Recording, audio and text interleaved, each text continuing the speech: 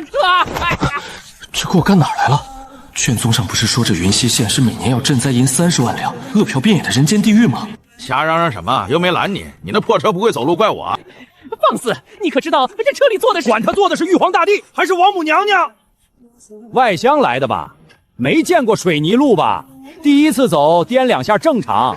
嘿呦，老张，又来一个没见过水泥的土包子，今年第几个了？第9个。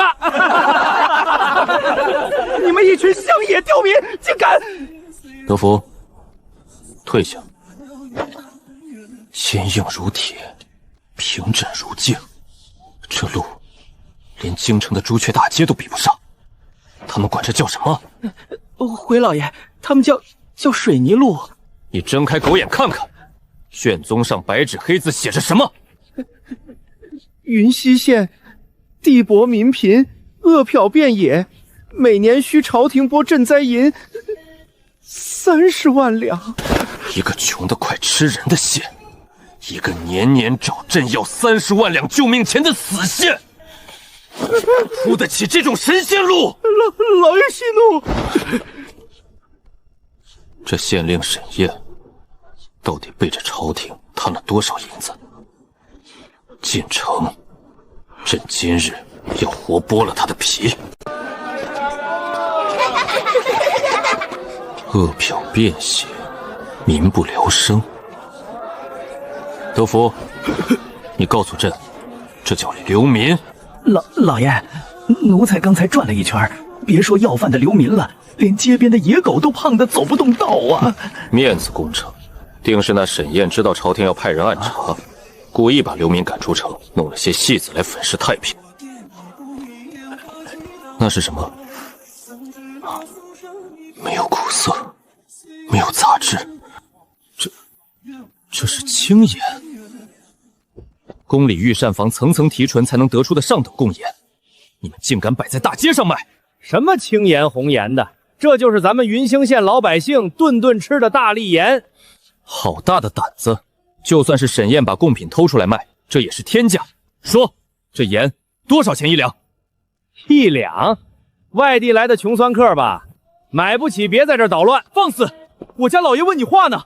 听好了，土包子，咱们云溪的雪花盐2文钱1斤，管够。京城里掺着沙土的粗盐都要40文1斤，这比贡盐还纯的极品盐只要2文。哎呦，你干什么？光天化日抢劫啊！2文钱1斤，你连朝廷的盐税都敢逃，贩卖私盐死罪！你有病吧？张口闭口死罪，盐不就是给人吃的吗？卖那么贵，老百姓吃什么？吃土啊！你这刁民，大晋律例，盐铁专营，你敢说这是给人吃的？这是挖大晋的根！哪来的疯子，在这撒什么野？还要拉老李去见官？这2文钱1斤的价，就是县太爷亲自定的。你见什么官？见阎王去吧！就是，滚出云溪县，穷酸土包子！你们反了，全反了！老爷，好汉不吃眼前亏啊！老爷，快走快走！2文钱的银盐，大晋建国200年，闻所未闻。老爷，这云溪县邪门啊，百姓连您都不怕。不怕，他们是被沈燕那个巨贪给洗了脑。朕明白了，这根本不是什么自己产的盐，这绝对是沈燕动用赈灾银倒卖皇家贡品，以此收买人心。走，去县衙，朕倒要看看他沈燕长了几个脑袋。走快点，去城东看县太爷种的地。听说了吗？县太爷弄的那个什么杂交水稻，今年1亩地能打1200斤粮。他说多少？1亩1200斤。站住！你刚才说什么？1亩1200斤？你谁呀你？吼什么吼？我自幼熟读大晋农书，江南玉田水土最肥，最好的年景也不过亩产300斤。你敢说这穷乡贫壤1亩能打1200？除非地里埋了神仙。哟，还是个读过书的酸秀才。书上写的就全对。没见过世面的土包子，老汉今天就带你去开开眼，免得你回了京城，还以为天底下的地都只配长那300斤的瘪谷子。走。老爷，这是麦子，这麦穗怎么比狗尾巴草还大呀？这麦秆竟如此粗壮。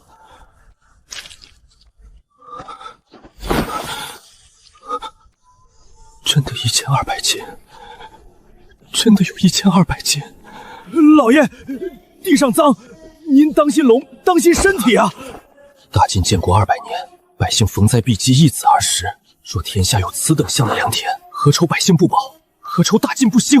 哼，现在信了吧？吓傻了吧？老赵，告诉我，这到底是何等神物？主要靠县太爷弄出的这个神物叫化肥，只要撒一把，烂地也能变金坑。呸！可惜呀，这么好的神物，差点被京城来的狗官给毁了。你刚才说管户部银子的狗官，到底怎么回事？如此能让天下百姓吃饱的神物，你家县令为何不上报朝廷，推行天下？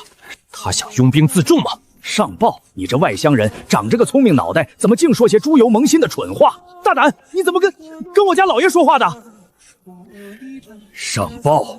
你当咱们县太爷没报过？3年前，朝廷断了赈灾银，把我们云溪县划成了死县，任由我们自生自灭。18到800里加急，朕的玉握上，3年来，竟连云社县的一片纸都没见过。老爷，这诏堂上是有人一手遮天，蒙蔽了您的圣听啊！好一个户部，好一个朝廷，把大晋的救命稻草生生按死在这穷乡僻壤。行了，跟你们这些外道人倒什么苦水？快回城吧，去晚了，县衙门口可就站不到好位置了。什么好位置？县太爷今儿要在县衙门口公开审判那个放火烧化肥厂的贼人。烧化肥厂？听衙门里的人说啊，那贼后台硬得很，根本不是一般的小毛贼，是京城里那位高高在上的太子爷派来的。太子？朕的好儿子，德福，滚起来，跟朕去县衙！朕今日倒要看看，谁敢动云溪县的一根草！老爷，您快看，这见鬼了！这几户人家家里明明没人，大门怎么全敞着？您再看院子里，那竹竿上还挂着上好的大块腊肉和绸缎衣裳呢，这不怕招贼吗？难道是空城计，还是遭了马贼？大娘，这街上的人怎么都没了？家家户户连门都不锁，是不是遭贼了？遭个屁的贼！大家伙都去县衙看县太爷公审了。咱们云溪县整3年都没遭过一回贼了。这怎么可能？大晋京城天子脚下，每天接的失窃案都不下10起。天子脚下算个屁！在咱们云和县，谁得病了去医馆抓药，县衙直接给报销一半。家里娃娃满6岁，全送到县学免费读书，中午还管一顿大白面馒头加肉汤。县太爷说了，这叫苍廪实而知礼节。大家伙肚子都撑圆了，谁他娘的去干那掉脑袋的贼勾当？起开，别耽误老娘看热闹！免费读书，还管肉汤，这就算是国库最充裕的时候，朝廷也做不到啊！苍廪实而知礼节，好一个苍廪实而知礼节！朝堂上那些罐罐诸公，搞得大晋饿殍遍底，而这个小小的7品县令，竟然在这被朝廷抛弃的穷乡僻壤，硬生生砸出了一个天下大同。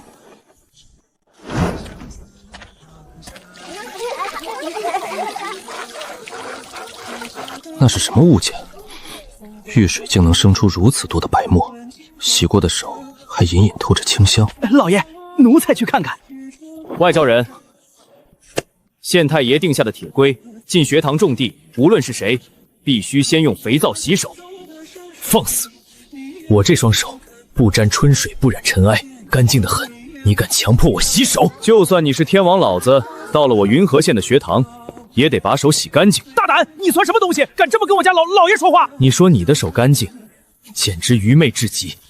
你肉眼凡飞，根本不知道你这双手上沾满了多少看不见的病菌和异毒。病从口入，一旦传给学堂里的萌童，那就是灭顶之灾。这块肥皂乃是我用油脂加碱水熬制而成，只需轻轻一洗，便能杀灭你手上的异毒。就凭这一块2文钱的肥皂和老子定下的卫生铁律，我云河县整整3年，无一人染疫，无一人因天花祸乱而死。沈大人，你有如此通天之才，我在这穷乡僻岭简直是暴殄天物。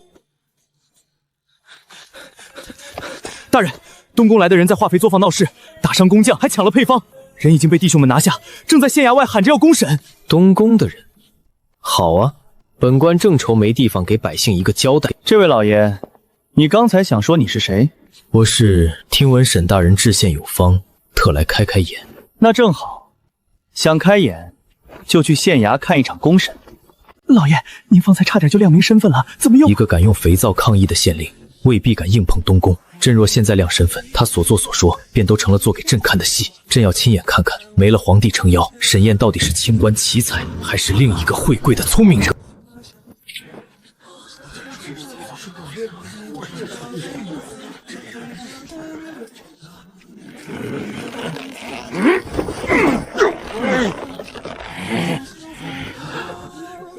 本官乃是东宫从6品典役，是替当朝太子殿下办事的。你一个破县令，你审得起吗？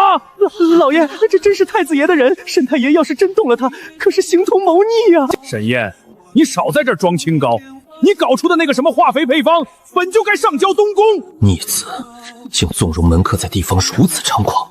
沈燕，朕倒要看看，面对这滔天的皇权，你这绝世奇才有没有骨？一袋化肥卖他个10两银子，整个大晋的财富都会流入东宫的钱袋子。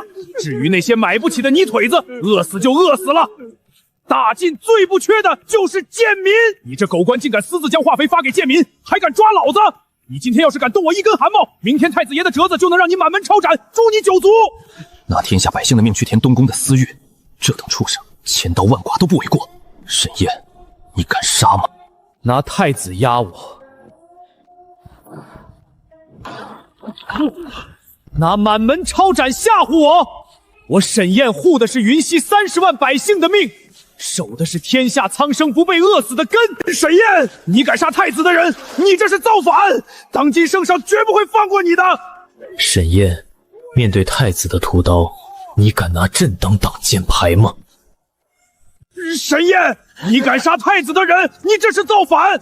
当今圣上绝不会放过你的，圣上一定会诛你10族。沈燕，面对太子的屠刀，你敢拿朕当挡箭牌吗？当今圣上，哼，那个坐在金銮殿上的95之尊，早就成了一个瞎子。他以为自己身居庙堂就能眼观6路耳听8方，他以为自己劈了几道折子，天下就海晏和亲了。他的眼早就被那群贪官污吏用虚假的繁华死死捂住了，他的耳早就被那些阿谀奉承的马鼻子给塞满了。他以为的大晋江山，其实早就被这群蛀虫啃得只剩下一堆白骨了。就像人群中这位衣着体面、满脸傲气的客官，看你这身做派，定是身居高位，非富即贵。你们这些人张口社稷，闭口苍生。可是我问你，你这辈子双脚下过泥地吗？你分得清麦苗和韭菜吗？你知道1斤掺了沙子的粗盐到底要卖多少文钱吗？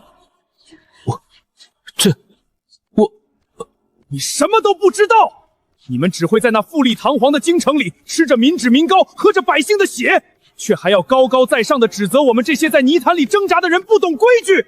你们凭什么坐在百姓的头上指手画脚？瞎子、聋子，不知民间疾苦。他说的对，朕竟被骂得连一个字都反驳不出来。老爷，这狂徒竟敢如此辱骂您，奴才这就亮出身份，诛了他！闭嘴！骂得好，骂得好啊！朕这双眼睛的确被蒙蔽太久了。大晋有此等敢说真话、敢为苍生立命的奇才，是朕的福气，是大晋的福气。知府大人驾到，闲杂人等滚开！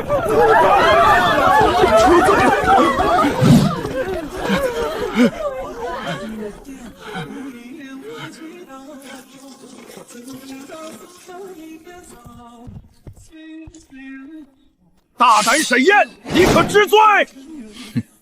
下官不知。还敢狡辩！本府接到密报，你沈燕在云溪县城东私造高炉，冶炼钢，私造军器。赵大人，你那双狗眼难道看不出那是找治化肥的高炉吗？那是救活30万百姓的命！一派胡言！本府说是军器，那就是军器。沈燕，你不是很狂吗？你不是连太子的人都敢抓吗？区区一个7品芝麻官，手底下这么几个废物衙役，你拿什么挡我？众将士听令，逆贼沈燕拘捕，给本府当场格杀！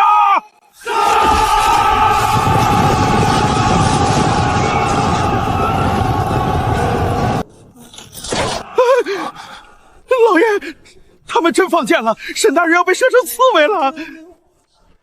朕看着。沈燕，你不是狂吗？本府今天就让你死在剑下！我私造军器，那就让你开开眼，把那门意大利炮推出来。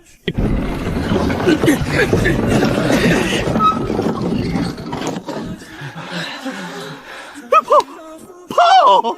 他真藏了个炮，装神弄鬼！你拿个铁管子吓唬谁呢？这不是吓唬，这是给你开眼。好一个沈燕，这不是军器，这是底气。赵大人，你说这是军器，我就让你亲眼看他炸给你看。这炮不是拿来对百姓的，是拿来炸你们这种狗官的胆子的。谋反！你无凭无据张口就扣我走反，你要灭口才是真谋反。本府不管你怎么狡辩，你拿炮轰朝廷命官，这就是铁证。你有一门炮就是谋反，给我杀！好一个贪官，朕今天记住你了。给我杀！谁砍下沈燕的头，本府赏银万两。慢着！老爷，他怕了。怕的不是炮，是他心里有鬼。赵大人，你不是说我不敢吗？你敢开炮，就是谋反！本府是朝廷命官。拿来。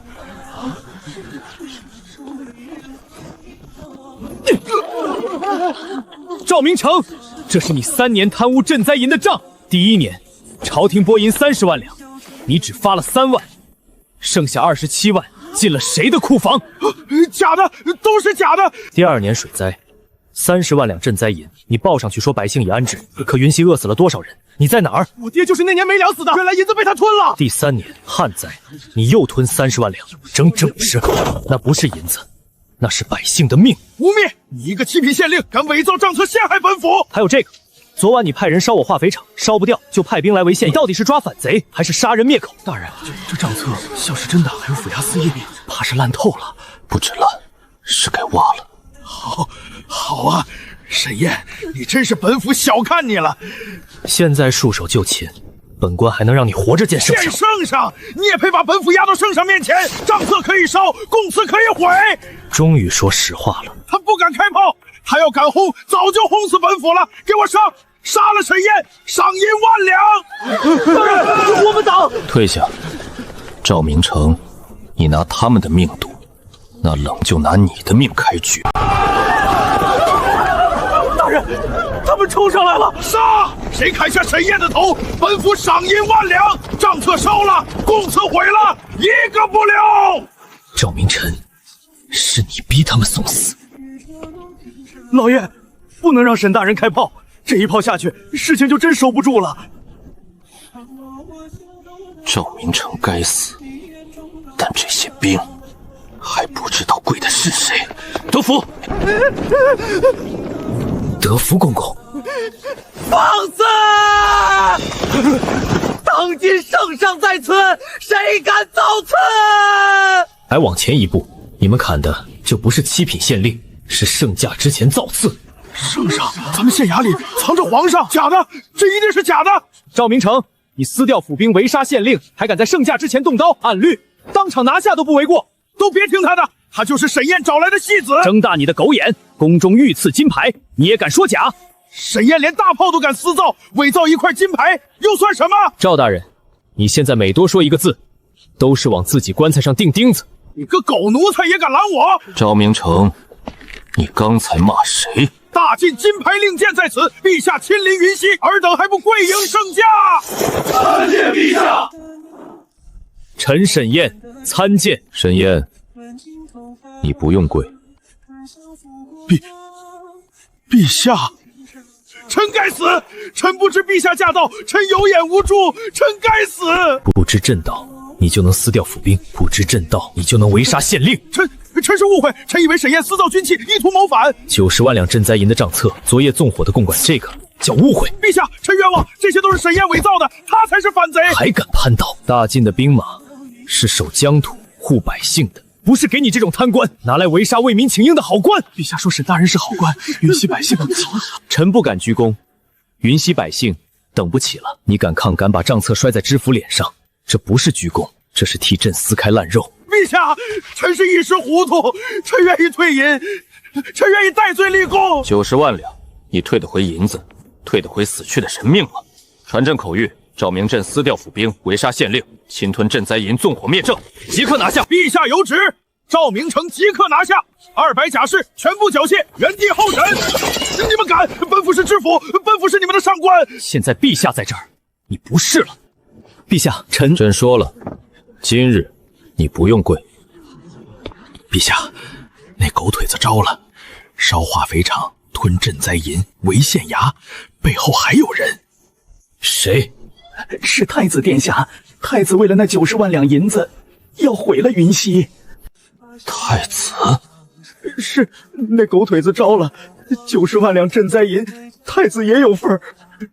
赵明诚，你再说一遍，背后是谁？陛下饶命，臣只是听命行事，是太子殿下，臣不敢不从啊！起驾，立刻回京，朕要亲手废了这个逆子。护驾，备马，立刻护送陛下回京。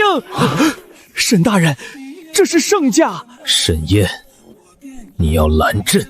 臣斗胆，陛下现在不能回京，因为回京是死局。说清楚。太子已经动手，知府知道您在云溪，纵火、围衙、调兵，全都不是临时起意，说明太子早就知道圣驾行踪。他连云溪都敢动，半路劫驾，他敢不敢？陛下此时回京，路上没有禁军，没有城防，只有一条官道，那不是回京，是把陛下送进他的刀口。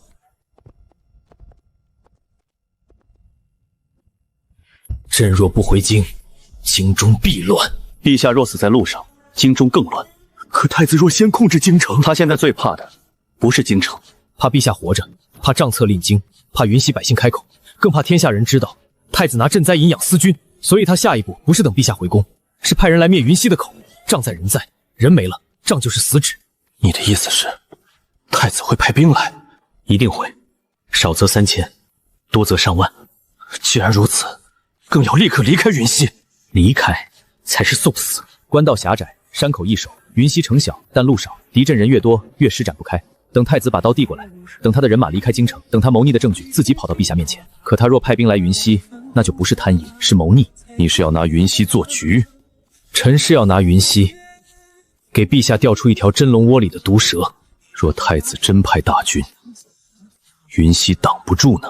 挡不住，臣先死。可只要臣还有一口气，云溪就不会把陛下交出去。既然回京是死局，那咱们就不回了。陛下，臣带您去看看什么叫真正的军队。沈燕，太子若真发兵，至少数万，你区一个穷县300民兵，拿什么跟朝廷正规军打？沈大人，这可不是抓贪官，这是兵灾。你说等，可你等来的是刀兵入城，是满县百姓陪葬。陛下，臣不会拿百姓赌命，眼见为实。臣带陛下去看云溪真正的底气。你要蒙朕的眼？后山机密，请陛下信臣一次。好。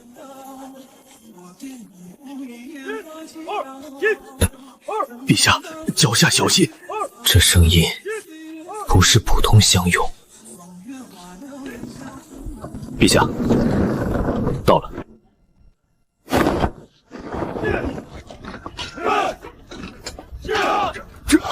这是是云溪。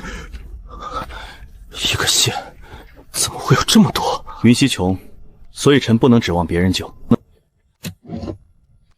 火铳是，神机营也有，装填慢，射程短，一旦骑兵冲锋，就是废铁。沈大人，若只是火铳，真挡不住大军。陛下看好了，第一队列阵。他们练了多久？从云溪挨饿那天开始。放！这准头还不够，一轮之后，骑兵就到了。收刀，再放！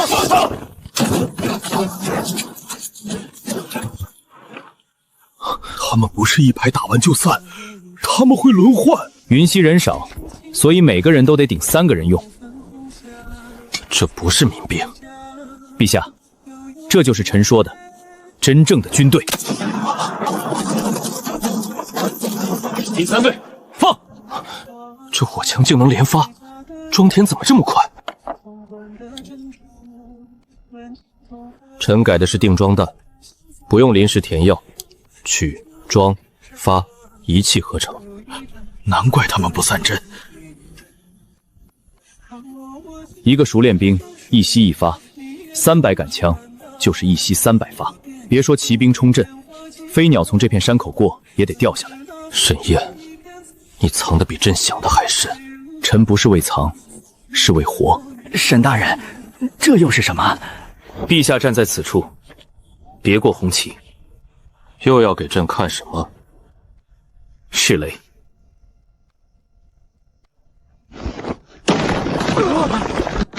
我的老天爷！陛下，危险！这是什么？地雷埋在敌军必经之路，人不必硬拼，马也冲不过来。这要是铺在山口，大军根本冲不进云溪。一片雷区能让太子的骑兵寸步难行，再配火枪阵，来多少拦多少。沈燕，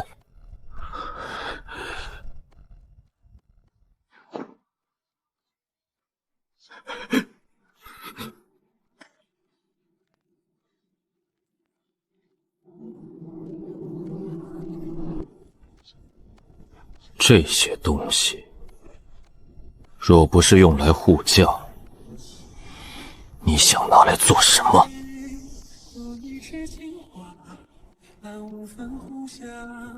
沈燕，你私藏这等军械，按大晋律例，该满门抄斩。陛下息怒，沈大人护驾有功啊！闭嘴！火枪、火药、地雷，300民兵，这不是县衙，这是兵营。陛下说的没错。你认？认？你不怕死？陛下要治，随时治。可陛下治臣之前，不妨先想想，3年前灾荒，朝廷是怎么对云溪的？3年前大旱，云溪颗粒无收，奏折递了7封，赈粮没来一粒。刘匪进山，抢粮、抢人、烧村，云溪在朝廷册子上被一笔勾销。陛下，那时候大晋律例在哪儿？他们以前不是兵，是挑粪的，是砍柴的，是种地的，是被逼到没活路的百姓。我不造这些，云溪百姓早被刘匪屠了10回，所以你就私造军械，你可知这是谋逆？若护住百姓叫谋逆，那臣早就逆了3年。臣若想反，刚才陛下进后山就不该活着看见这些。他们的枪口从来没对过百姓，也没对过陛下。陛下看见的是军械，百姓看见的是命。这些东西不是用来反陛下的，是用来让百姓不再任人宰割的。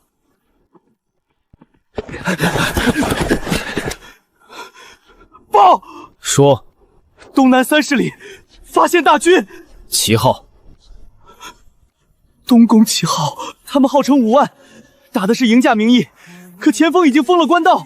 太子真来了！迎驾？带5万兵迎驾？这是要抢陛下！不是抢，是灭口。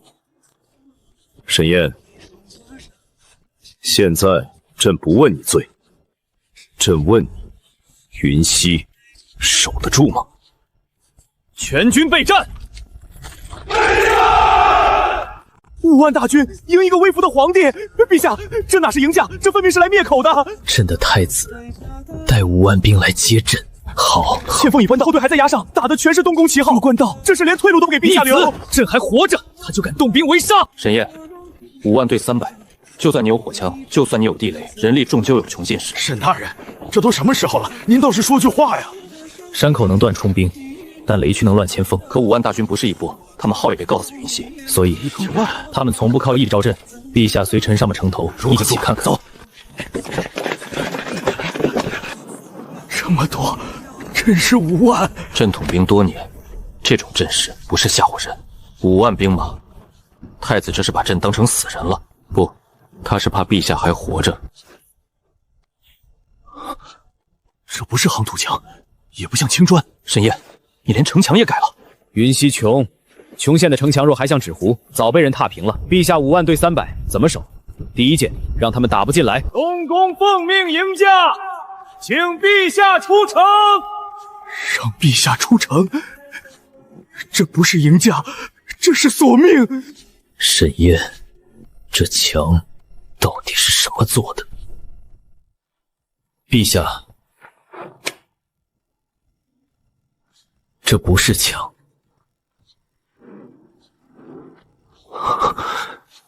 这是云溪给他们备的棺材盖。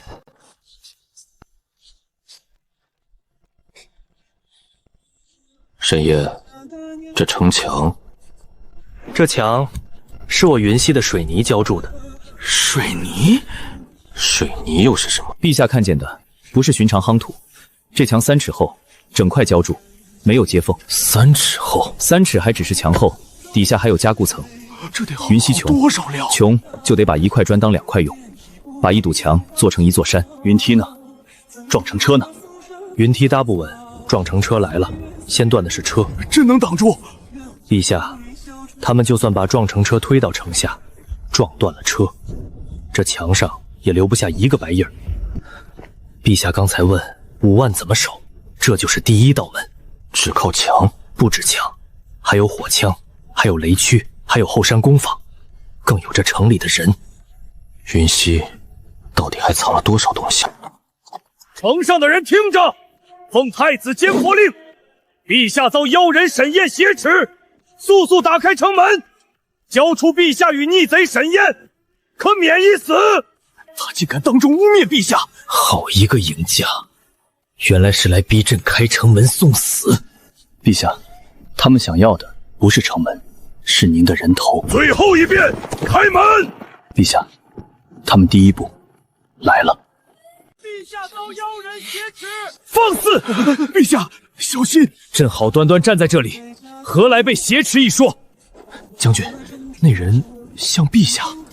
太子有令，云溪城内不留活口，大胆妖人，竟敢易容成陛下模样惑众！你瞎了眼，那就是陛下！朕陛下早被妖人藏起，城上这个是假货。假货？朕站在这里，他竟说朕是假货！陛下，他不是认不出您，他是不敢认。只要承认您是真陛下，他们就是犯上作乱，所以他们只能说您是假的。好一个真正的陛下！朕站在这儿，他偏说朕是假的。陛下，这是铁了心要灭口啊！太子，这是铁了心要朕死在云溪城下。城中妖人听着，再不开门，本将便踏平云溪。踏平云溪，你也配？好，既然妖人顽抗，那就攻城！攻城！活戳妖人，救出真正的陛下！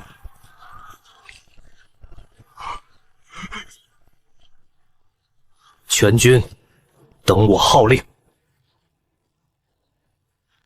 沈大人，他们上来了，5万压城，这等声势，寻常县城早乱了。云溪不是寻常县城。冲！拿下城门者重赏！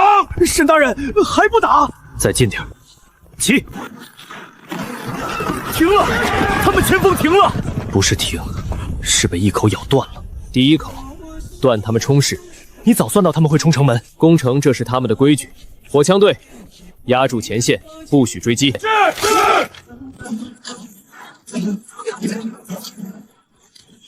他们真是一排一排打，根本不停。不是乱打，是在封路，让他们进不了雷区后面，也退不回整镇。怎么回事？将军，弟弟有埋伏，前锋阵乱了。妖术，都是妖术！不要怕，给我压上，推撞成车！撞成车来了！这就是你说的撞断车，强不留夜。陛下看着，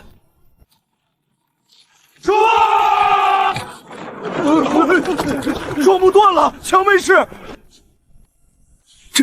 真没印，3尺水泥墙竟真硬到这个地步。陛下，他们第1辆车没了。不可能，一个穷县哪来的这种城墙？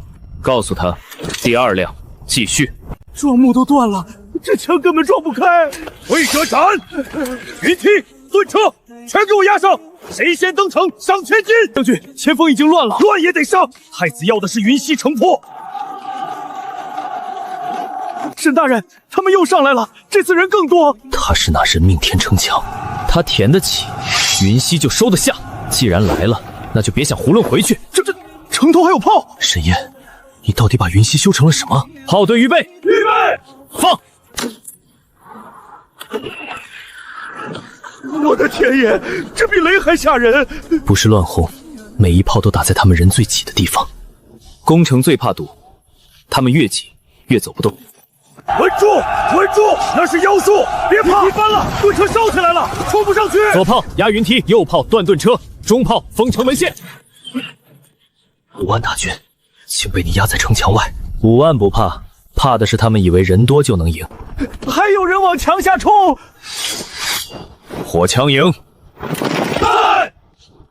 自由射击，不许他们摸到墙边。冲啊！给我冲！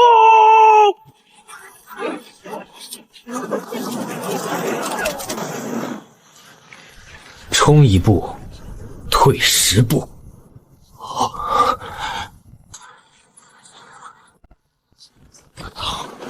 不可能，这不可能！将军，前锋顶不住了，再打下去全军要散！不许退！谁退我斩谁！撤！这城打不下！撤！快撤！这是妖法！退了，他们真退了！5万4军打着迎驾旗号围杀朕。沈燕今日若没有云溪，朕已经死在那个逆子手里了。陛下活着，大晋才还有账可算。这账，朕会亲自算。大人，敌将抓到了！妖人沈燕，你敢抗太子监国令？继续骂，朕听着。陛下，是真的！刚才城下喊假货的，是不是你？末将奉命行事。太子说城上的是假陛下。朕站在城头，你说朕是假货，现在认出来了。太子给你的军令写的是什么？为助云溪，多回陛下，诛杀妖人沈燕。好一个监国太子！陛下，此人如何处置？放他走。放！朕留你一条命，不是饶你，是让你回京带话。陛下，要末将带什么话？告诉那个逆子，朕还活着。告诉他，云溪县一炮未损，他的5万大军败了。再告诉他，朕回京那日，就是他奸招梦行之时。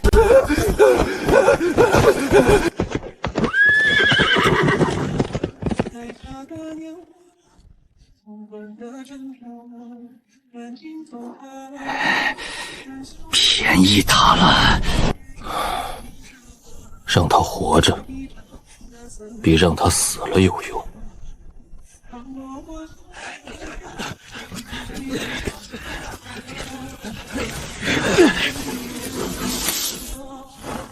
沈燕，臣在。造火器，养民兵，修这座城，哪一样不要银子？确实要银子。朝廷3年没给云溪拨过1文钱，你一个穷县令，哪儿来的钱？云溪自己挣的。哼，自己挣？这城防，这火器，这训练有素的300民兵，是一个穷县挣得出来的？沈燕，朕问你，你有没有盘剥百姓？没有。朕要听的不是2个字。那陛下想听什么？账，银子从哪儿来，花到哪儿去？百姓有没有被你榨干？沈燕，朕能容你有本事，但不能容你拿百姓的骨血对自己的功劳。陛下，沈大人他不用说，陛下怀疑的对。沈大人，这么多火器，这么厚的城墙，这么多攻防，不查账，谁都该怀疑。你不变，臣辩100句，不如账本翻一页。陛下随臣来一趟县衙账房，银子从哪儿来，百姓有没有被盘剥，一看便知。好，朕今日就查你的账。这是县衙账房，账册比户部库房还整齐。先生，大人稍等，山货坊3月尾账还差7两2钱，我先把它扣出来。7两2钱都要扣？云溪的账，一文也不能糊。不必虚礼，陛下想知道云溪1年赚多少钱？查总赚，报去年净账。朕要听实数，别拿虚账糊弄朕。照账说。去年总入账，工坊商队山货、盐糖、布匹、水泥、铁器合计……等等，一个县还卖水泥？卖，继续。抛去原料成本、工人工钱、商队损耗、修路修渠，给百姓的粮补、药补、学堂补贴。百姓补贴是，每月都有，另有孤寡银、伤残银、农具银。不是收百姓的钱，还倒给？先听数。抛去全部成本、工钱和补贴，去年净赚420万两。多少？420万两，这是净账，不是总入账。420万两，你一个县1年净赚420万两？对，去年是少的。少的。今年水泥外销铺开，应该会多些。陛下若要查今年首季，也能查。今年首季多少？陛下，先别急着看今年，应该先看看这420万两是怎么挣来的。420万两，一个县，朕还是不信。陛下确实太吓人了。陛下，云溪的账在账房，云溪的钱在街上。轻点儿，这批送京城，摔一面镜子赔你半年工钱。送京城？这位客官外地来的吧？让他说。客官见识少了，咱们云溪的盐糖玻璃肥皂早就卖出云溪了。盐糖玻璃肥皂都是从这儿出。那可不，京城贵人最爱这些。雪花糖，京城酒楼抢着要。这镜子，王府后宅最插香。京城那些镜子都是云溪的，十有八九。哎呀，我就随口说，做买卖嘛，谁有门路谁挣钱。咱们云溪卖的是实价，可到了京城，贵人们转一圈，百姓买不起，国库收不着，钱都进谁袋子，可就不好说了。国库没钱，京城权贵一个个赚得盆满钵满。也是。陛下，那这些年国库空虚，不是大进穷，不是大进穷，是有人把大进吃空了。沈燕，你一个县令，看见了整个朝廷都没看见的账。不是看不见，是不想看。都退下。陛下，朕说退下。沈燕，朕问你一句实话，你有富可敌国的钱，有横扫千军的兵，有挡住5万大军的城，还有百姓真心拥戴。你告诉朕，你守着一个小小县令，到底图什么？银子你有，民心你也有，为何还缩在云溪？陛下，您看外面。朕在问你反不反？你让朕看劫。那孩子以前冬天没鞋穿，现在能上学堂；那个老人以前病了只能等死，现在药铺有补贴；那个伙计以前给地主扛活，1年攒不下3两，现在1个月就够家里吃饱。这不是答案，这就是答案。陛下，钱和兵于我，不是用来夺天下的，是用来护着这条街上的人，不被人夺走的。有人要抢他们的粮，有人要拿兵踏平云溪，我就修墙造炮练兵。我知道龙椅坐上去容易，让百姓过好日子难。你当真不想要天下？陛下，我要的从来不是龙椅，我要的是这条街，10年、100年都这么太平。若朕把整个大晋都交给你这样改呢？陛下，急事。进来。陛下，巡抚到了，还有周边县令、粮道、库吏，一干牵涉赈灾银的官员，全跪在大堂外了。他们来做什么？说是自知罪责难逃，连夜赶来向陛下请罪。来得倒快，你早知道，云溪杖一翻，他们就坐不住了。朕还没传他们倒自己把头伸来了。带上账册，朕今日看看他们的眼睛到底瞎到什么地步。陛下，臣有罪，臣失察，臣糊涂，可臣真不知情啊！不知情？陛下明鉴，臣只是按往年卷宗照例上报云溪灾情，臣冤枉啊！臣等都是照章办事，卷宗年年如此，臣不敢擅改。照例上报？是照例。那就睁大眼看。云溪县去年净入账420万两，工钱发了，补贴发了，路修了，渠通了，城墙也修起来了。而你年年奏报云溪灾荒，年年替他向朝廷请赈灾银。你来过云溪几次？进过工坊吗？看过田渠吗？问过百姓吗？3年，1年30万两，90万两赈灾银，朝廷拨了云溪没见着，这90万两进了谁的口袋？说！陛下，臣冤枉，臣只是沿旧例办事，若云溪有变，沈宴为何不上报？我上报过，3年27封，报云溪修路兴工停震，有1封到过京城吗？文书呢？小的不知啊，下面文书太不利，也不能全怪臣啊！放屁！大胆刁民！我认得你，你年年来云溪，坐着大轿前呼后拥，下轿喝杯茶，就报我们饿死人。我也见过，他每年来连城门都不往里走，赈灾银我们一文没见。胡说，谁指使你的？我家现在有工钱，有粮票，有学堂，我们根本不要你的赈灾银，还钱！还钱！百姓比朕的官钱些。巡抚失察瞒报，借灾情之名侵吞朕银，即刻革职。陛下，臣冤枉啊！下狱待审，抄家追赃，涉案官员一个不漏。遵旨。账册、文书、银库全部封存，90万两，一文不少，追回来，还给云溪百姓。陛下圣明，是大人钦在。沈宴，你别得意，这旧账不止我一个人有份儿，那就一个一个算。沈宴，一个巡抚朕一日能办，可天下有多少巡抚？多少照例上报？多少旧账旧例？陛下，至少云溪这笔账清了。云溪要治的从来不是几个贪官，是这天下运转了千百年的旧规矩。官不下田，账不上桌，银不过民，卷宗写什么，天下就是什么。你陪朕回京。回京？陛下想好了，这一路回去动的可不是一个巡抚，动到他们把吞下去的银子一两一两吐出来。沈宴，回京这一路恐怕不太平。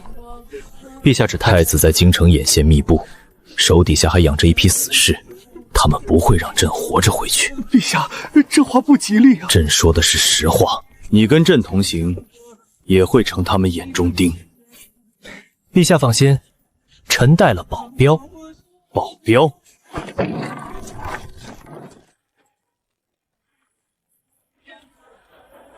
云溪火枪卫队，奉命护驾。这就是保镖？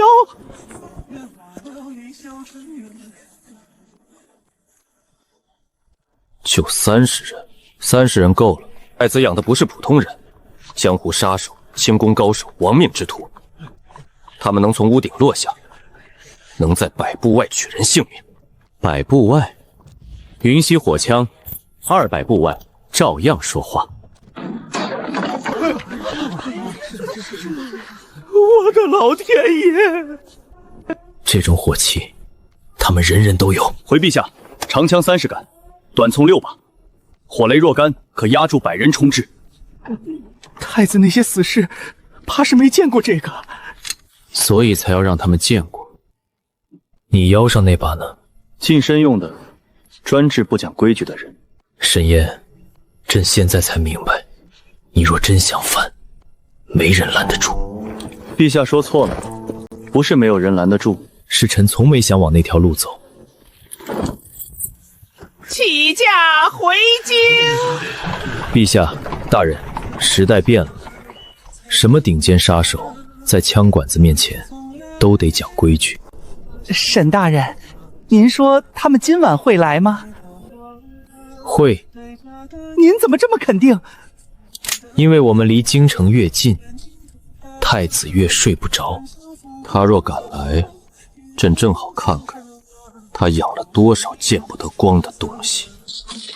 一起！来了，真来了！拜见剑手。沈燕，太子要你的命。太子好大的胆子！他不认陛下。你就是太子养的剑客，天下第一剑，没听过？死到临头还敢嘴硬？什么？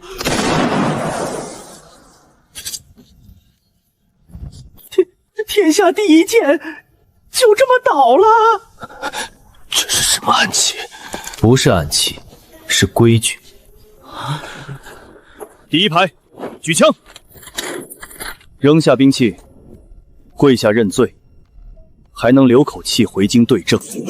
别开火，我投降。好一个太子，连朕都敢杀！第一排压前门，第二排压屋顶，第三排封退路。他们就30人，冲过去！敢冲，就别怪我没提醒。放！这哪是护卫，这是把阎王爷请来了。太子养了10年死士，挡不住沈燕30人。投降！我投降！缴械，绑了。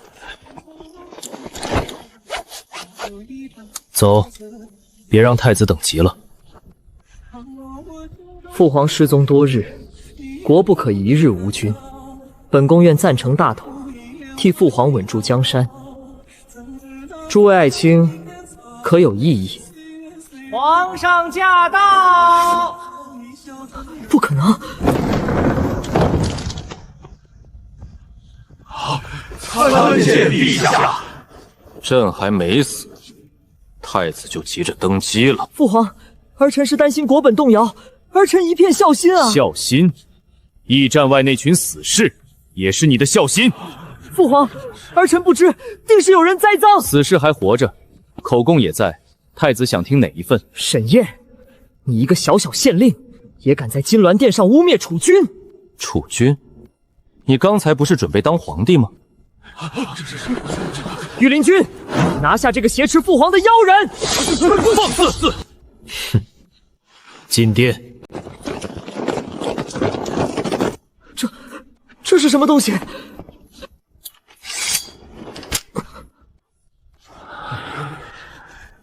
谁敢动，谁先倒。刀落地，人跪下。真的不敢！父皇饶命！儿臣是一时糊涂。一时糊涂，派死士劫杀朕，朝堂逼宫，还想当殿拿人？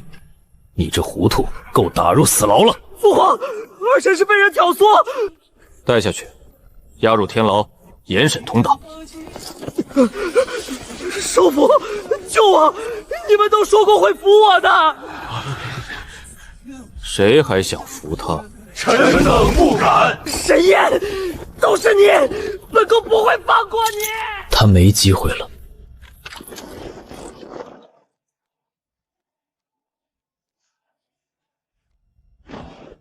沈燕救驾有功，护国有功，查阵营，破假仗，护朕回京，平定逼宫。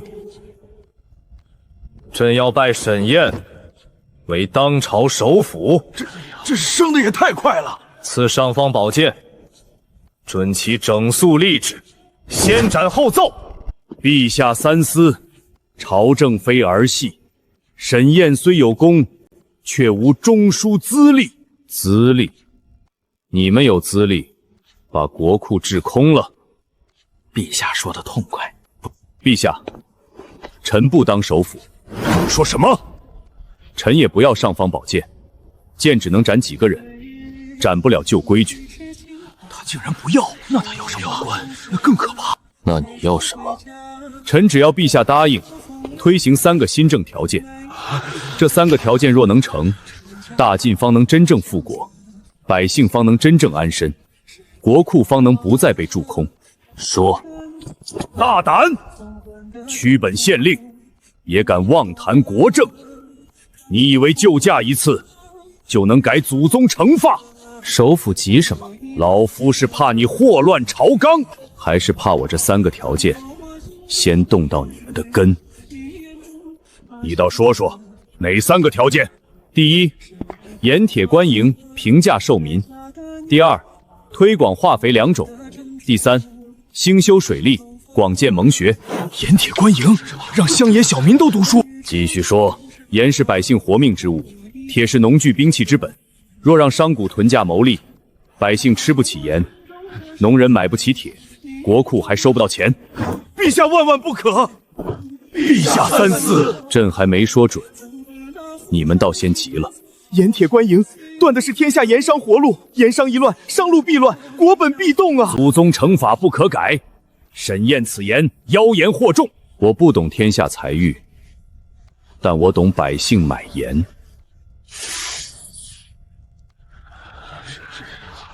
北地粗盐1斤30文，云溪精盐1斤2文，也有赚头。不可能！你急什么？是觉得盐不该便宜，还是怕盐便宜了，有人没法继续吃差价？沈燕，你这是挑动民商对立。错，我是在挑开你们的钱袋子。你们口口声声国本，在你们眼里，国本就是盐商的账本，是世家的仓库，是你们一代代传下来的荣华富贵。百姓吃不起盐，你们说祖宗惩罚；农田颗粒无收，你们说天命如此；孩子不识字，你们说贱民本分。可百姓的死活，从来不在你们的算计里。够了！沈燕说的没错，朕一路亲眼看见，云溪百姓吃得饱，穿得暖，孩子能读书，国库能入银，而你们只会拿祖宗程度护自己的钱袋子。陛下，朕意已决，从今日起，盐铁官营平价授民，化肥良种推向各州，水利盟学由朝廷督办。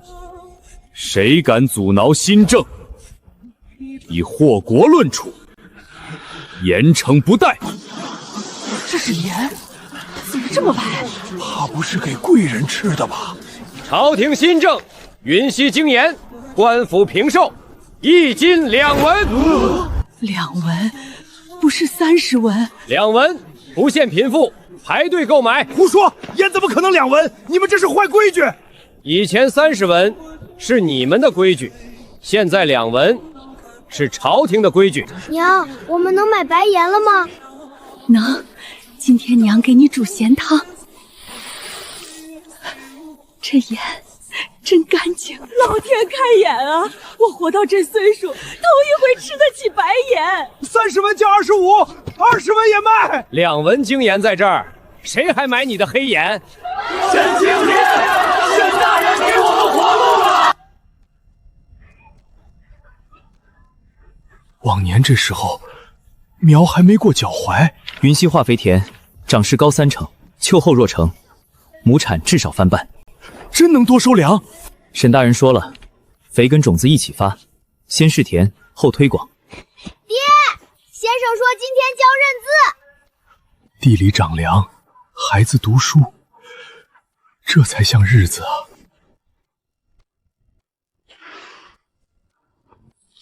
2文，回东家，北渡粗盐卖不动了，咱们囤的盐一夜之间全砸手里了。沈燕，他这是断我的财路。东家，朝廷新政，陛下亲批，硬挡怕是不成。硬挡不成，这世上没人不爱银子。10万两不够，就20万两。东家要进宫？不，我先去会会沈燕，备10万两银票，明日登门。我倒要看看这个沈青天到底有多情。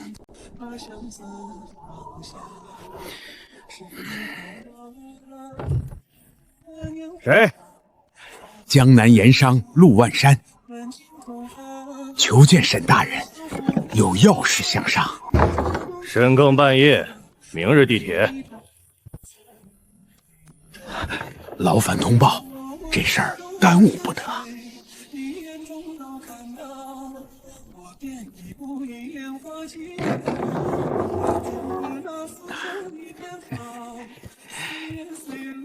沈大人，久仰久仰。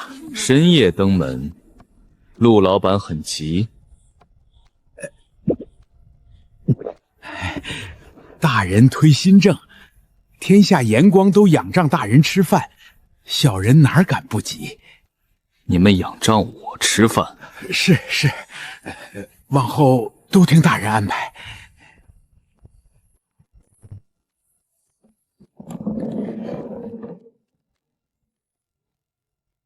一点心意，请大人喝茶。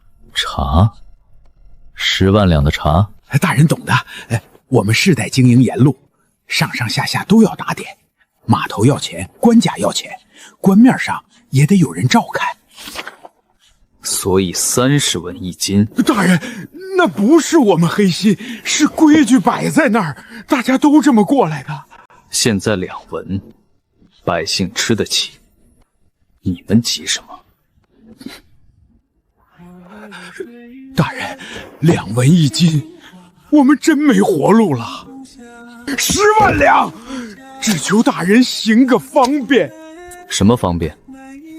官盐还是官盐，新政还是新政，只是价钱稍稍抬一抬。2文太低，提到20文，百姓也不是吃不起，盐商也能活，朝廷也有面子。这10万两，只是今年的，往后年年都有。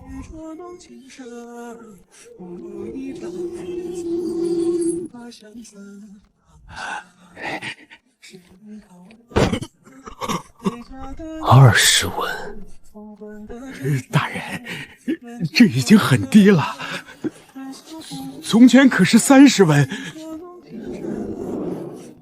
你觉得百姓还该谢你？大人，话不能这么说，穷人嘛，总有穷人的命。沈燕，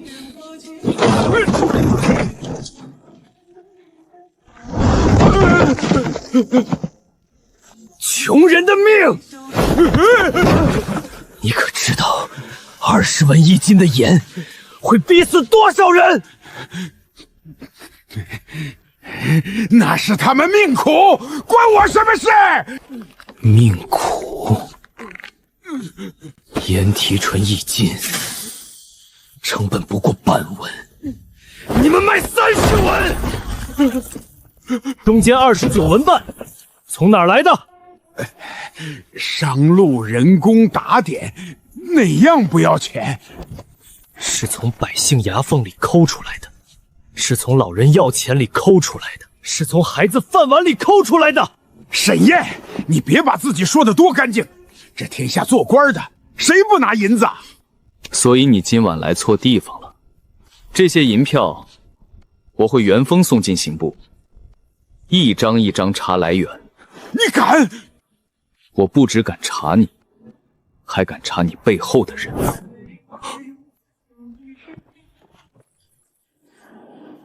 来人！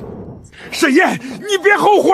从今日起，天下官盐统一2文一斤，谁敢囤盐哄抬，谁敢私卖高价，查封盐仓，抄没黑账，主犯重办，牵连官员，一查到底。东家，咱们怎么办？姓沈的，敬酒不吃吃罚酒，可他有陛下。京城有皇帝，可江南沿路不是皇帝一个人说了算。传信回江南，封仓断运停盐。我倒要看看2文盐没货了，他沈燕拿什么卖？官盐不断，2文盐就压不下去。东家，封仓已经办了，可沈燕亲自押盐南下，沿路官差都不敢拦。哼，官差不敢，刘费敢。找江南最狠的那批人，我要运盐车队到不了北地。若查到咱们，查死人不会开口。乱民抢盐，流寇劫道，跟我陆家有什么关系？陆老板放心300兄弟，够他沈燕喝一壶。就在黑风峡，那里路窄，马车掉不了头，火枪也摆不开阵。陆老板放心，300兄弟，够他沈燕喝一壶。就在黑风峡，那里路窄，马车掉不了头，火枪也摆不开阵。大人，这地方太窄了，若有人埋伏，他们若想动手，就一定选这里。大人早知道，陆万山不会坐着等死，他断仓不成，就会断路。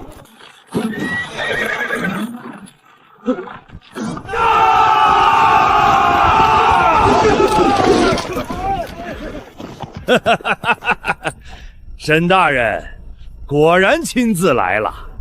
陆万山给了你多少钱？拿人钱财，替人消灾。明年的今天，就是你的忌日。路这么窄，你们那几杆火枪能打几个？你们以为人多就有用？不然呢？300人压过来，1人1刀，也能把你剁碎。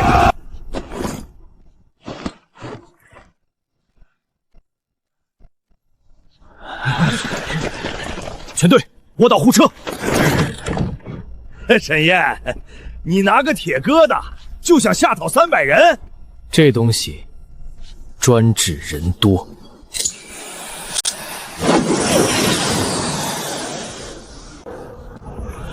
散开！快散开！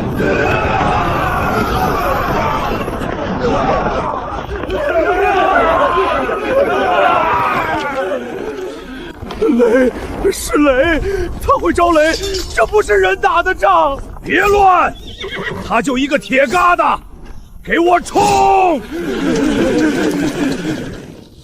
列阵，放！好啊，大刀打不过雷火，再冲就是送命！谁敢退，老子先砍谁！第2排，第2排，准备！别打了，我们投降，饶命啊！放开，老子还没输！这不是打劫，这是撞天雷！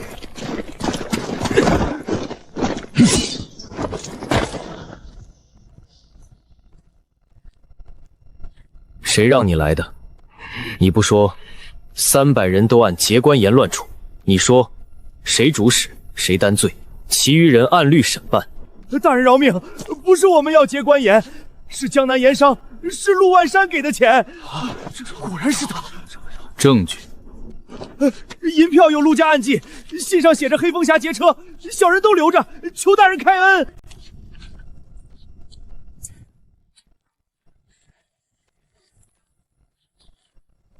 陆万山，你自己把刀递到我手里了。大人，车队继续北上，盐继续送，百姓等着吃2文盐。那陆家分2路，一路护盐北上，一路带贡作回京，请刑部、户部、巡盐司同查。大人，只查陆万山，不止陆万山，他背后的盐仓、黑账、绑宝伞，一个都别漏。大人，小人都照，陆家还有南3州码头。写下来，按手印，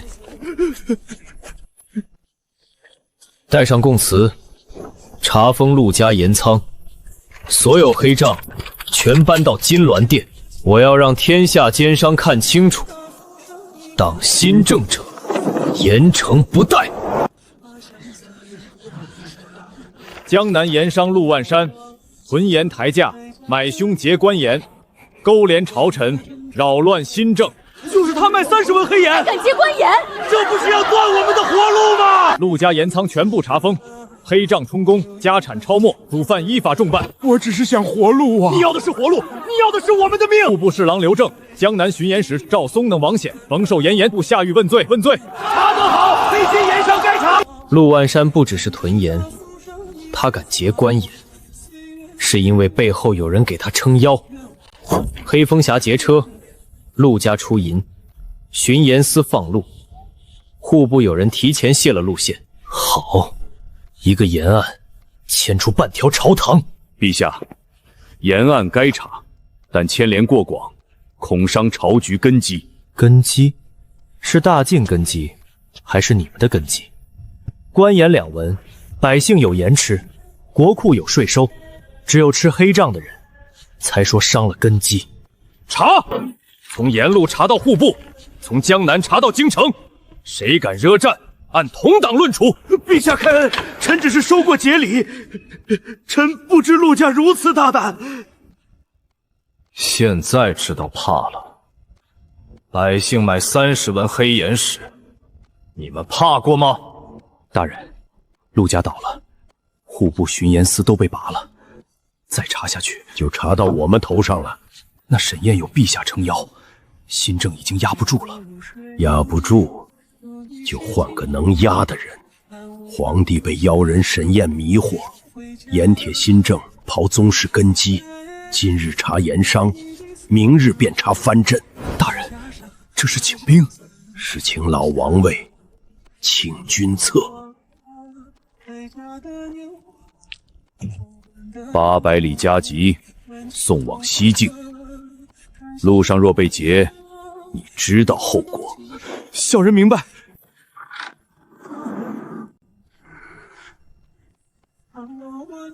王爷，京中终于来信了。皇帝不留活路，沈宴要刨我们的根。王爷打算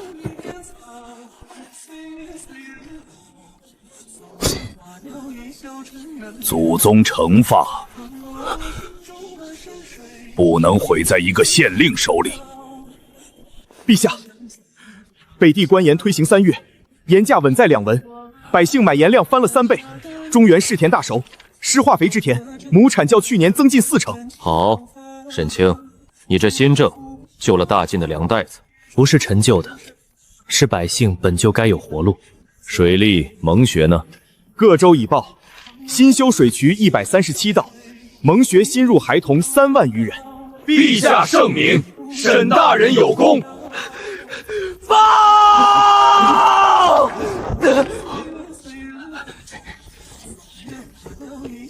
西境急报，8位老亲王联合宗室世家，矫诏起兵。8王宗室起兵，这怎么可能？他们打出旗号，清君侧，诛妖人。旧账被查，旧例被断，他们当然要找个名头。20万西境铁骑一出西境3关，一路直扑京城，一路奔袭云溪县。20万还要打云溪？云溪可是新政根基啊！反了，他们这是反了！陛下，西境铁骑骁勇善战，京城内军久未大战，恐怕挡不住啊！挡不住也要挡！陛下，20万大军若京城一破，社稷危矣。8王若入京，沈宴必死。现在站错队，全家都要赔进去。若真挡不住，不如早留后路。陛下，8王不是来清君侧，是来抢回盐路、钱路、官路。沈清，你有话直说。今日乱的不只是边关，还有这座大殿。沈宴，你什么意思？我什么意思？你袖子里的信最清楚。你们就准备开城门了？陛下，臣冤枉，臣只是替社稷担忧。担忧到提前收西境密信，担忧到想开城门，拿下！德父，好啊，8王兵还没到，朝里先有人跪了。陛下，20万铁骑压境，京城不可硬扛啊！8王旗号是清君侧，只要交出沈宴，或许还能平息怒火。请陛下以江山为重，沈宴一人怎能比得过大晋社稷？陛下，臣不是要害沈大人，只是西境铁骑太强，晋军未必挡得住。陛下，交出沈宴，换京城平安。谁敢再说交出沈宴，按通敌论处。沈宴推盐政，百姓吃得起盐，沈燕修水利，田里长得出粮；沈燕办蒙学，寒门孩子有书读。他做的是救国事，你们却要拿他换太平。可20万大军，朕宁可战，也不卖忠臣。陛下，不必动京城一兵一卒。什么？不用进军？沈燕，你疯了！那是20万西境铁骑。叛军直扑云溪，不是因为云溪弱，是因为他们知道新政的根在云溪。他们要烧的不是一座县城，是2文官盐，是高产良田，是蒙学水利，是百姓刚看见的活路。沈清，你想怎么做？臣请旨，即刻回云溪，用云溪的兵亲自迎敌。云溪才多少人？宪兵怎挡铁骑？挡不住旧时代，就让他们见见新时代。狂妄！你拿什么挡？哼，拿云溪这3年造出来的东西。沈燕，此去凶险。臣知道。若败了呢？若臣败，云溪先死，新政后亡，京城一样守不住。若臣胜，8王威名尽碎，天下旧臣都会明白，大晋不是他们说了算。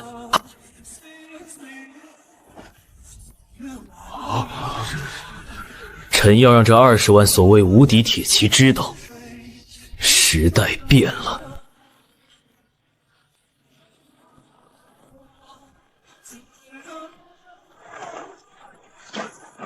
王爷，前方就是云溪县。这就是沈燕造的城，墙低门窄，连座边关堡都不如。20万铁骑在此，一个冲锋，足够踏破城门。沈燕小儿靠几袋盐、几条水渠，就敢动宗室根基。王爷，要不要立刻攻攻？不急，本王要让他亲眼看看什么叫真正的兵威。行军策，捉妖人！行军策，捉妖人！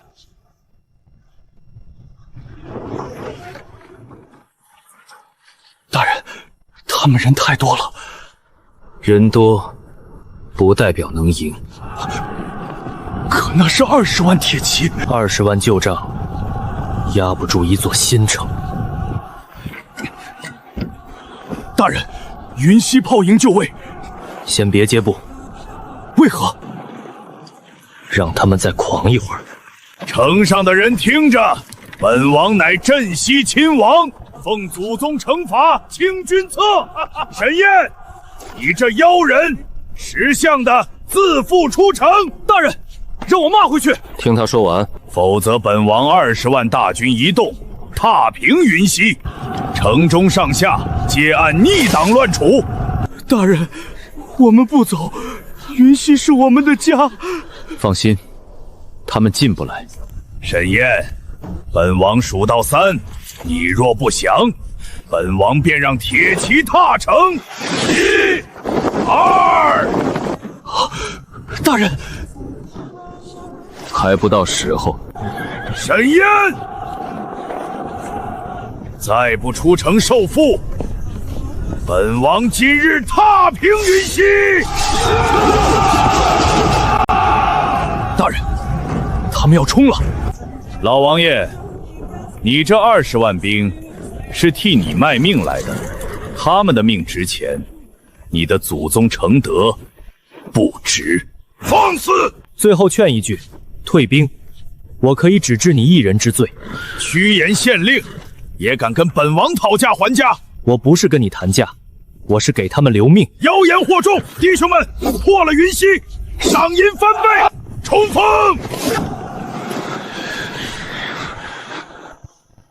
再等等。看见了吗？这就是兵威，这就是祖宗惩罚。你输的不是这一仗，你输的是这个时代。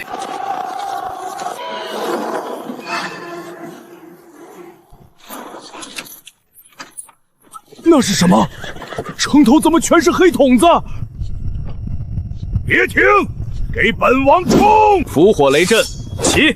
炮队放！火枪营自由射击！老王爷时代变了，不许退！破了云溪，城中金银随你们取！冲！谁先登城，赏千金！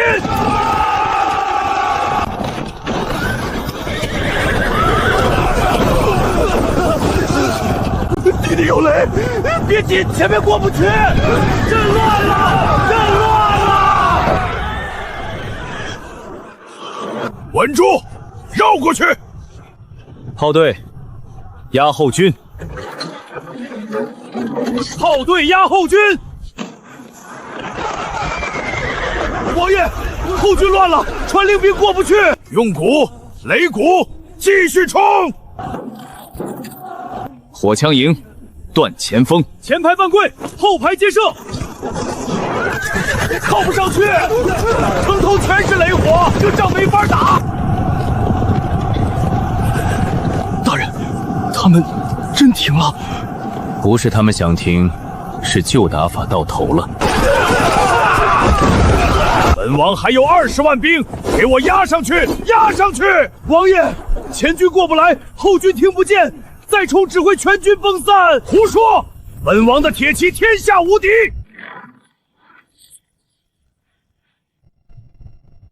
传令，第2轮。大人，要压过去。不追残兵，只打王旗。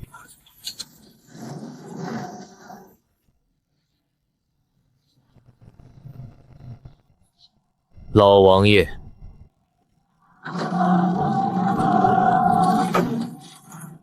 你的时代该落幕。第2轮，只打王旗。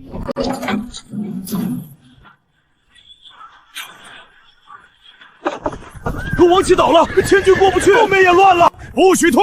谁退，军法处置。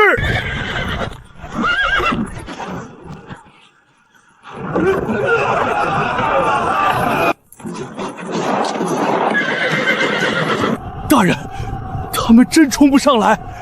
不是云溪城高，是他们的规矩旧了。你们这些刁民，竟敢反抗朝廷，这是诛九族的大罪！放你的屁！放你的屁！放你的屁！放你的屁！你敢辱骂朝廷将领？当今圣上就在云溪，我们奉的是圣旨，守的是新政，护的是百姓饭碗。圣上在城里，那我们算什么？不是说清君侧吗？我们只认审县令，只认当今圣上，不认你们这群矫治起兵的乱臣贼子！乱臣贼子！攻城！给我攻城！谁敢后退？杀！兄弟，让我来一句，有本事你过来啊！看老子不一炮把你轰回老家去！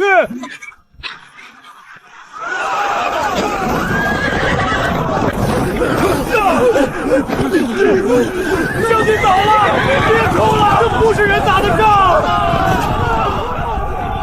妖术，这是妖术！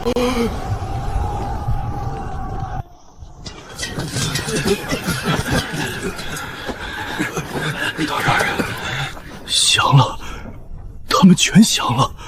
收兵器，救伤员，不许伤降卒。是。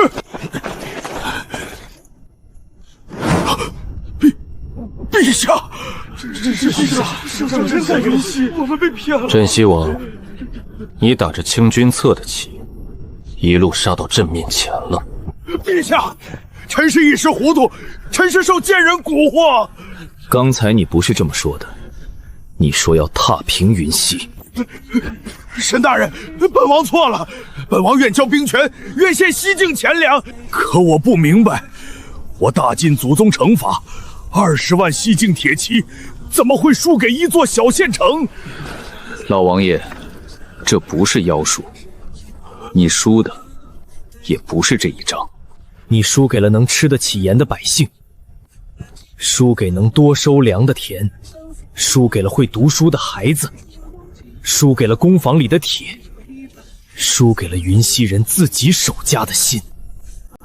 你输的是指这个正在变天的时代。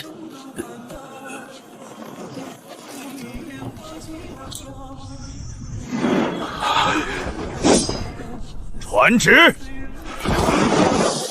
西境作乱八王，尽数捉拿问罪。遵旨。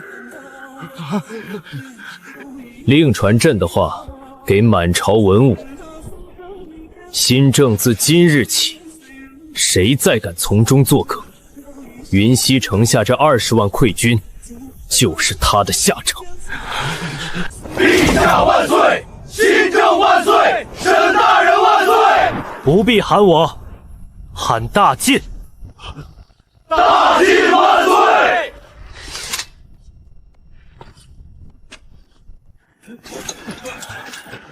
沈大人，京城那群人该睡不着了，让他们醒着。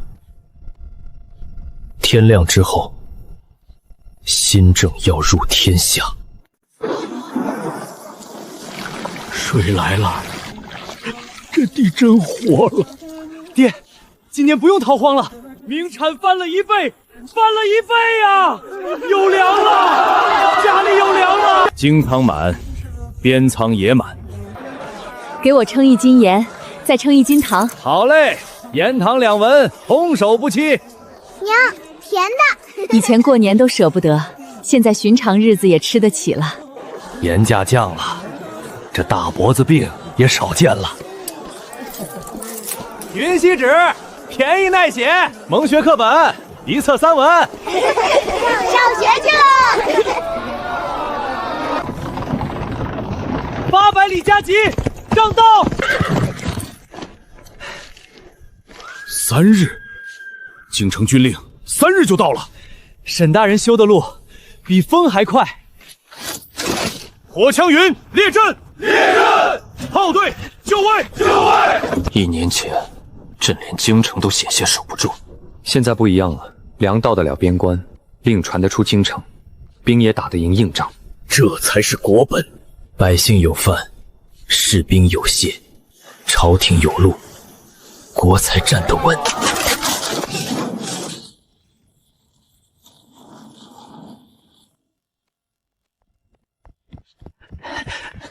陛下，殿外使团入京，已到殿外。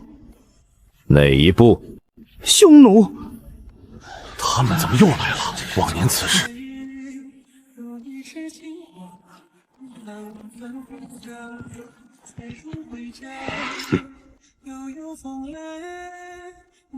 见陛下，为何不跪？我匈奴男儿只跪长生天，不跪南朝皇帝。放肆！金銮殿上岂容无礼！往年你们送岁币时，可不是这副口气。说，大晋皇帝还算识趣。大晋皇帝听令，按往年旧例，大胆！今年岁币黄金5万两，绸缎10万匹，粮草无数，3日之内备齐，送到我大单于帐前。陛下，边关刚稳，不宜再起战事。还是有明白人，黄金、绸缎、粮草对大晋来说不算多吧？是不算多，看来你比他们懂事。但给狗吃，也比给你强。你敢辱我使团？辱你？你配吗？南朝人还是这么嘴硬。以前软，是因为朝里有人跪久了。现在大晋站起来了，你还想按旧例来取东西？旧例就是旧例，不给，边关就要见血。在威胁朕，是又如何？护驾！让他说。殿前拔刀，反了，反了！否则，我匈奴铁骑20万，饮马中原。哼。你笑什么？20万，上一个这么说的，已经跪在云溪城下了。20万铁骑踏破边关，饮马中原。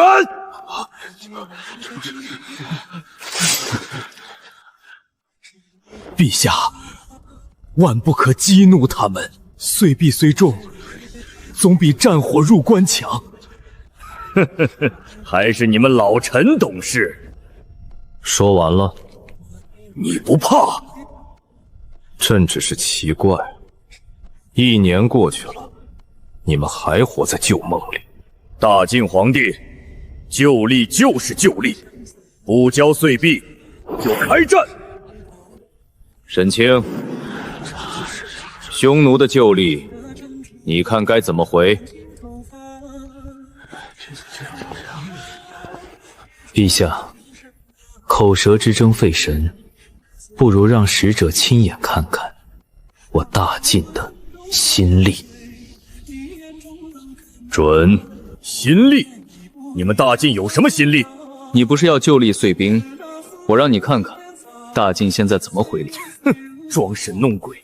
沈大人，两国交锋不能儿戏，跪着交钱才叫儿戏。你算个什么东西？也敢替大晋回话？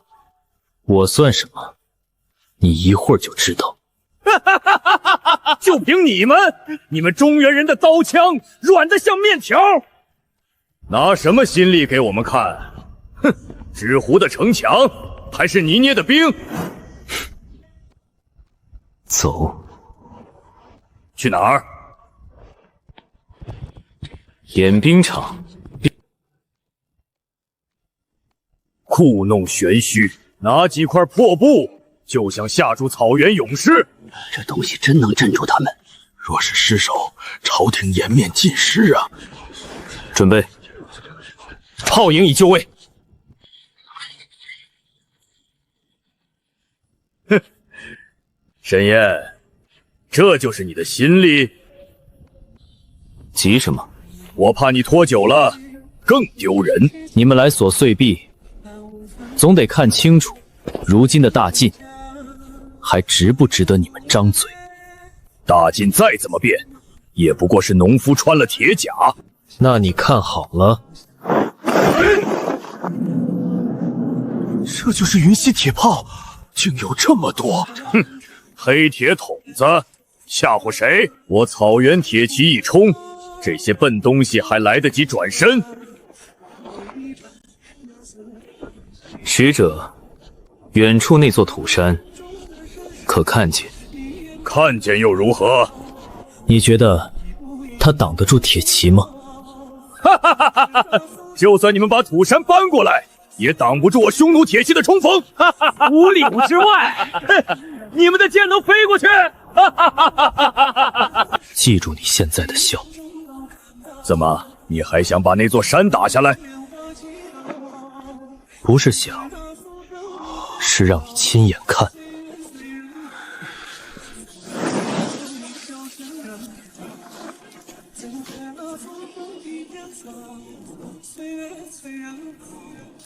放！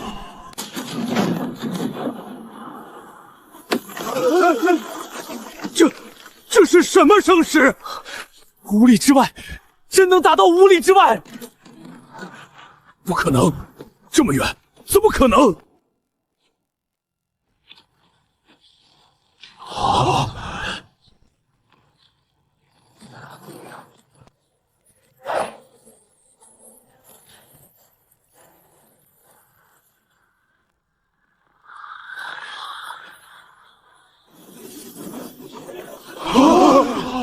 平了，真平了！5里外的山，说没就没了。这就是大晋的新军，这只是开始。假的，障眼法，一定是障眼法！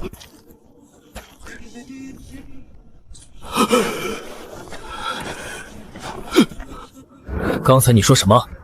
旧例，黄金5万两，绸缎10万匹，粮草无数。跪下！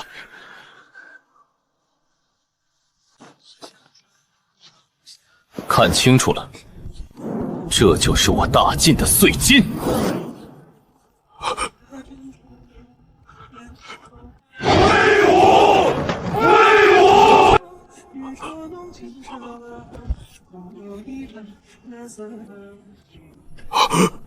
现在你还要救力吗？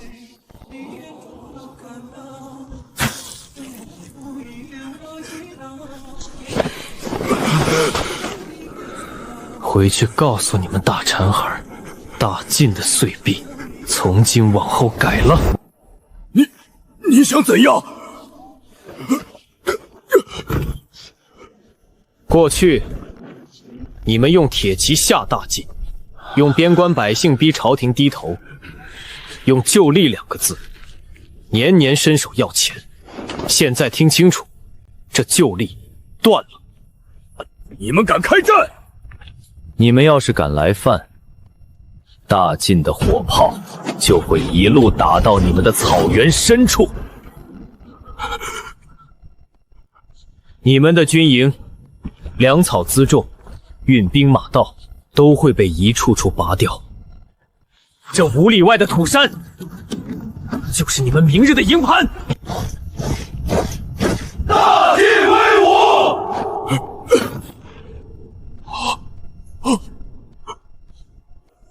别打！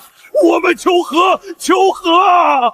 师长，从今往后，匈奴年年向大晋朝贡，勇士称臣，绝不敢有二心。从前是我们送钱，如今他们求着进贡。不是他们变乖了，是大晋变强了。求和，不是你一句话能定。陛下还要如何？沈清，这新历该写几条？割断旧历，岁币从此反过来。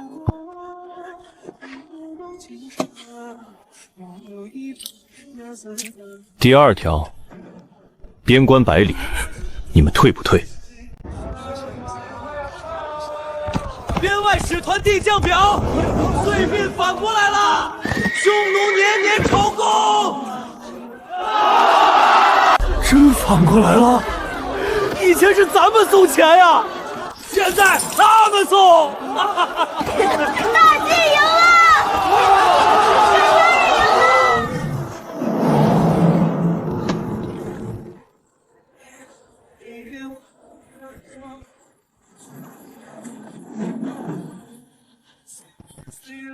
朕做了20年皇帝，战战兢兢，越守越穷。你来了不过3年，这天下就成了这副模样。如今大晋国库充盈，万国来朝，百姓有粮，边关有兵，朕真不知道该怎么谢你。陛下言重了。不重，一点都不重。这盛世不是臣一个人造的，是挖渠的百姓，是种田的农人，是修路的民夫，是守边的将士，是这天下300万百姓，本就配得上的。好，说得好。沈燕，臣在。你救国库，兴农桑，修官道，强边军，让大晋从跪着赔钱到如今万国来朝，金银田宅任你取，甚至一字秉监王，与朕平起平坐，朕都舍得给。一字秉监王，这是无上尊荣啊！若是沈大人当得起，沈大人还不谢恩？臣不要。你说什么？臣不要。沈大人，那可是一字并肩王，这可是天大的恩典。你可知一字并肩王是何等尊荣？臣知道。那你为何不要？沈燕，朕给你的不是虚名，是半个天下的权。臣若想要权，3年前就不会去云溪。臣见过饿肚子的孩子，见过麦田的老农，见过一把盐能逼死一家人。臣也见过百姓第一次吃饱饭，第一次拿工钱，第一次敢把孩子送进学堂。臣这辈子只想当个能让百姓吃饱饭的县令。云溪的稻子该插秧了，臣告退。真舍得。朝服太重，青衫正好。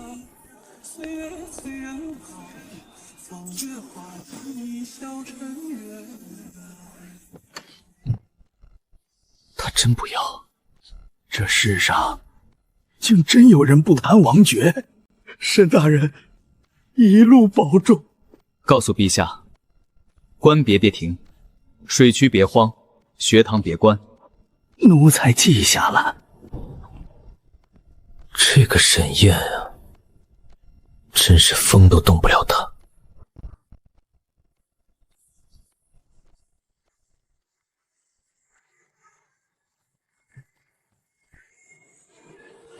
父皇，这就是云溪。这里竟比京城外的许多州府还要繁华100倍。10年前，这里便是这样。10年前，那时儿臣还以为云溪只是个小县。殿下，当年陛下第一次来，也和您一个表情。县衙告示竟贴得这样清楚。云溪百姓认字的多，告示若写糊涂，第2日就有人去县衙问。这不像一个县，像一个活着的盛世。所以父皇带你来，不是看热闹，那是看什么？看一个人，也看一个答案。谁？走，父皇带你去见一个神仙。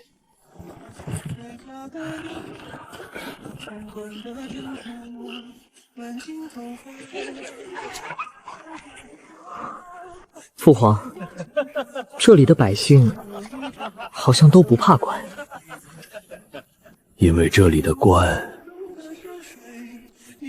先怕百姓饿着。沈大人，你这秧插歪了！沈大人，你这哪是插秧，像写歪了的奏折。县令大人治理天下厉害，夏天还得练。沈大人，那个人不会就是父皇？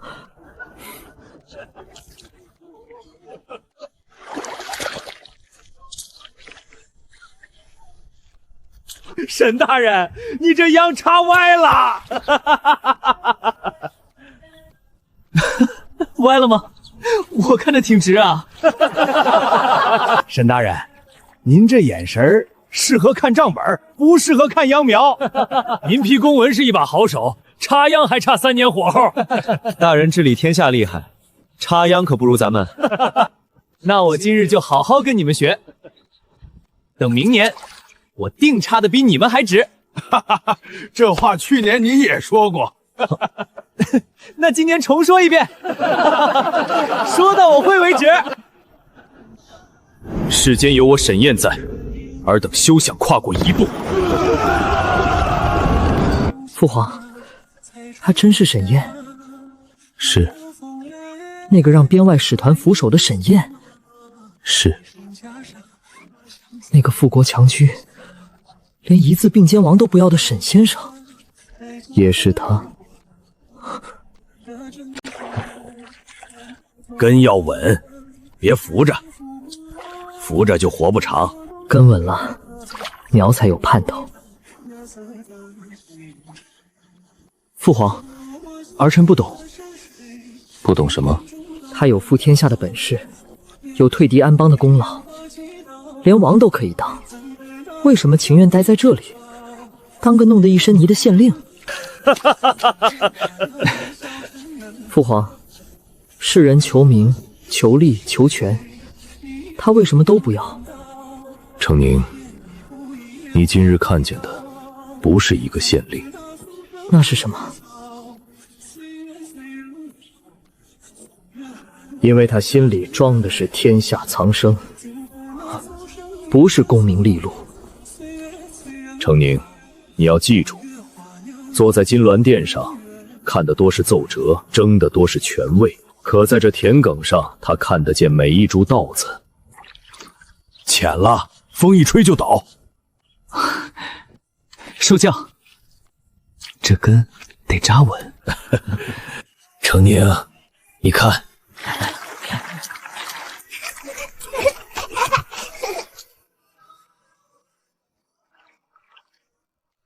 这些就是他要的天下。对，不是龙椅上的天下，是百姓碗里的天下。这世上想当王的人千千万万。沈大人，又歪了。这秧苗也怪，偏不听我这个县令的。可愿意俯下身为百姓插一株秧的人，朕只见过他一个。父皇，儿臣明白了。你明白什么？真正的强，不是站得多高，是肯为多少人低下身。你若记住这句话，大晋便还有100年气运。这回像样了。您怎么又偷跑来了？沈大人慎言，这是微服。10年不见，你还是这张嘴。田里泥多，臣就不跪了。不必跪，你站着，朕看着舒坦。朕这辈子得江山得万国，但朕这辈子最大的福气是得了沈燕这一个人，得他一人胜得天下。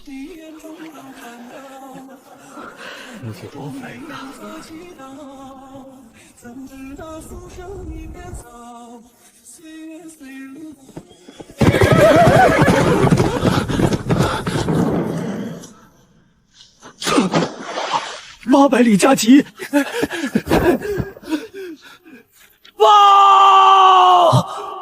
东海急奏！说，东海口关，海面出现一支诡异前队，挂骷髅十字旗，来历不明。海寇？不是普通海寇，他们的战船全是钢铁打造。钢铁船？船不该是木头的吗？不用风帆，船身冒着黑烟，逆风也能行。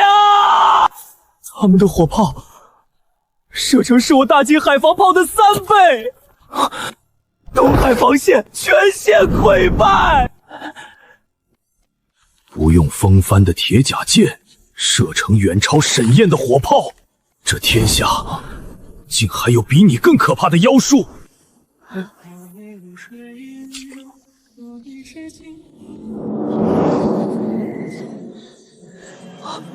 沈先生，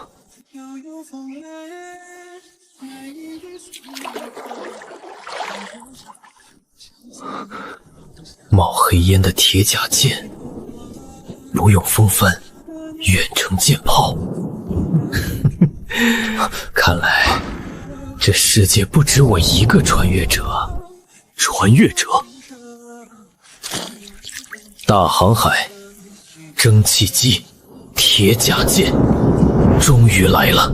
父皇，沈先生说的是什么？